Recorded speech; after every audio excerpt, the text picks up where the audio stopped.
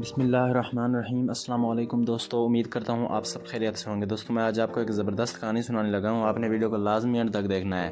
گاؤں کے کنارے ایک چھوٹا سا کچا مکان تھا جس کی دیواریں مٹی اور گوبر سے بنی ہوئی تھیں اور چھت پر کھجور کی خشک شاخیں رکھی ہوئی تھیں تاکہ بارش کے پانی سے کچھ حد تک بچا جا سکے۔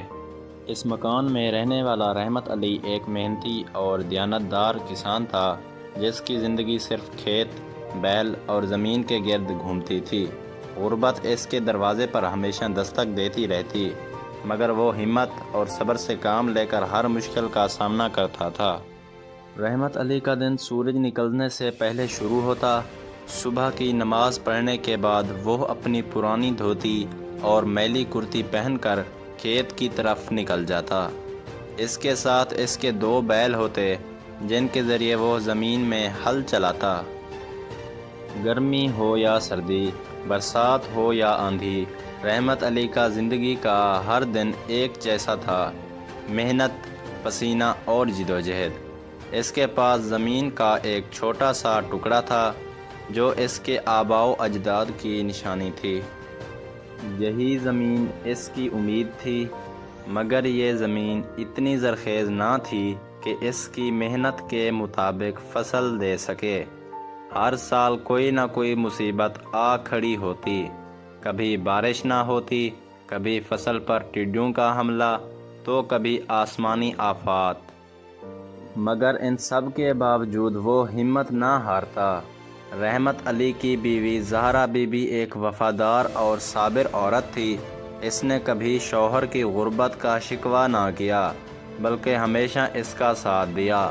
وہ گھر کے کاموں کے علاوہ مٹی کے چولہے پر روٹیاں پکاتی، کبھی کبھار گائے کا دودھ نکال کر مکھن بناتی اور اسے بازار میں بیچ کر کچھ پیسے جوڑتی۔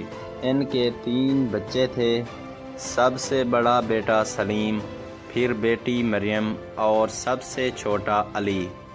سلیم اپنے والد کے ساتھ کھیت میں کام کرتا تھا، مریم ماں کا ہاتھ بٹاتی اور علی ابھی چھوٹا تھا، مگر اس کے معصوم سوالات کبھی کبھی رحمت علی کو پریشان کر دیتے۔ ابا، ہم ہمیشہ غریب ہی رہیں گے؟ بیٹا، اگر ہم محنت کریں گے تو اللہ ایک دن ہمیں ضرور نوازے گا۔ یہی وہ امید تھی جو رحمت علی کو زندہ رکھتی تھی۔ ایک سال جب گندم کی فصل پک کر تیار ہونے کو تھی، اچانک تیز آندھی اور یالا باڑی نے پوری محنت پر پانی پھیر دیا۔ کھڑی فصل زمین بوس ہو گئی، دانے زمین میں دب گئے اور کسان کی امیدیں مٹی میں مل گئیں۔ رحمت علی نے مایوسی سے اپنی بیوی کو دیکھا جو آنکھوں میں آنسو لیے چپ چاپ کھڑی تھی۔ بچوں نے اپنے باپ کی اداس نظریں دیکھیں مگر کچھ نہ کہہ سکے۔ قرض خواہوں نے دروازے پر دستک دینا شروع کر دی۔ زمیندار نے اپنا حصہ مانگا مگر رحمت علی کے پاس دینے کے لیے کچھ نہ تھا۔ مجبوری میں اسے اپنے زمین کا ایک ٹکڑا گروی رکھنا پڑا۔ جو کچھ باقی بچا تھا اس پر اگلی فصل کی امید تھی، مگر اب کھاد اور بیج کے پیسے کہاں سے آتے؟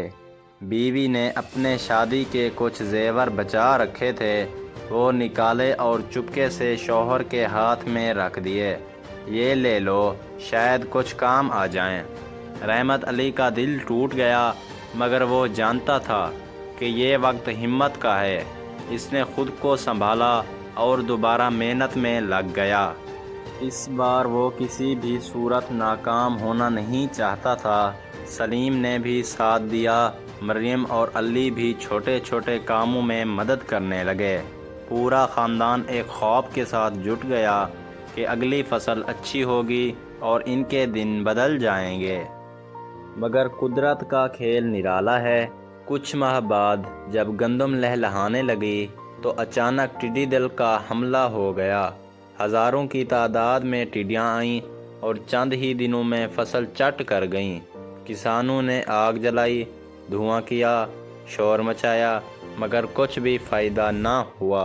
جب رحمت علی نے اپنی برباد فصل کو دیکھا تو اس کی آنکھوں میں آنسو آ گئے۔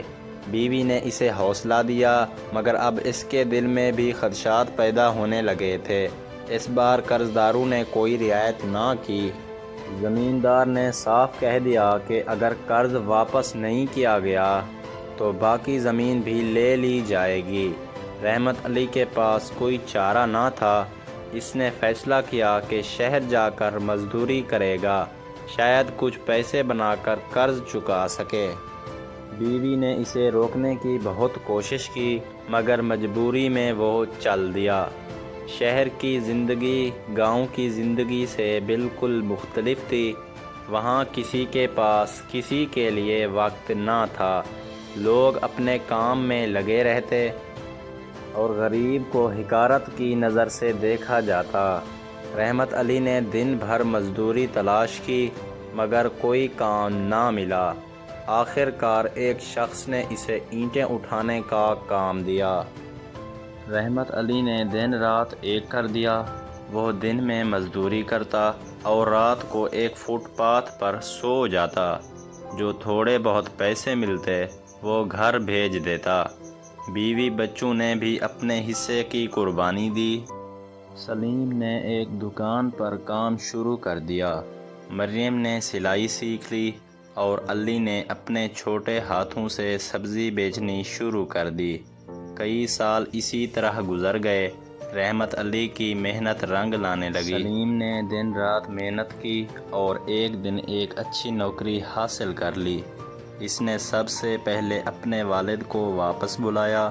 جب رحمت علی گاؤں لوٹا تو اس کا بیٹا اس کے لیے خوشخبریاں لے کر آیا تھا۔ سلیم نے جو پیسے کمائے اس سے باپ کی زمین واپس لی، گھر کی مرمت کروائی اور بہن بھائیوں کی تعلیم جاری رکھی۔ وہ دن بھی آیا جب رحمت علی کے گھر میں خوشیاں لوٹ آئیں۔ وہ کسان جو کبھی 2 وقت کی روٹی کے لیے ترستا تھا، اب عزت اور سکون کی زندگی گزار رہا تھا۔ وہ رات کو آسمان کی طرف دیکھتا اور اللہ کا شکر ادا کرتا۔ اس کی آنکھوں میں آنسو ہوتے، مگر یہ آنسو خوشی کے ہوتے۔